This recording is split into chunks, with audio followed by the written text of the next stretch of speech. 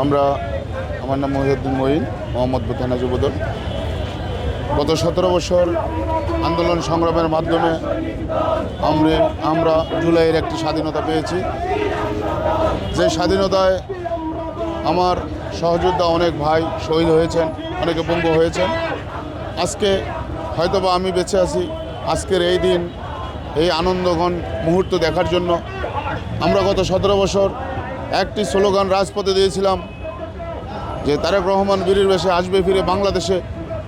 আজ আমাদের সেই দিনটি 25শে ডিসেম্বর পূরণ হতে যাচ্ছে।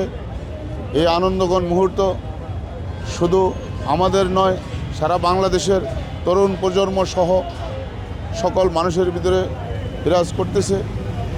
গত এক সপ্তাহ যে পরিমাণ আনন্দ উৎসাহ বাংলাদেশে হচ্ছে, যেটা আমার এই বয়সে এখন পর্যন্ত এরকম আনন্দ কখনোই দেখিনি।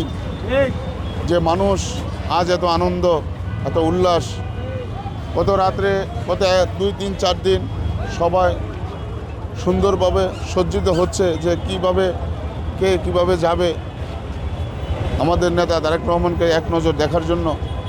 এই আকাঙ্ক্ষা সবার ভিতরে বিরাজমান। আমরা হয়তো আল্লাহ তাআলা মহান রাব্বুল আলামিন বেঁচে রেখেছেন আজকের এই দিনটি দেখার জন্য। আমার ভিতরে আর কোনো কিছু নাই, যে কোনো আফসোস নাই। গত 17 বছর জেল জুলুম আন্দোলন যত কিছু করেছি, অনেকগুলো শরীরে গুলি আছে, রাবার বুলেট আছে, আজকে সব ভুলে গেছি। শুধু একটাই কারণ, আমার নেতা জনাব তারেক রহমান দেশে আসতেছে।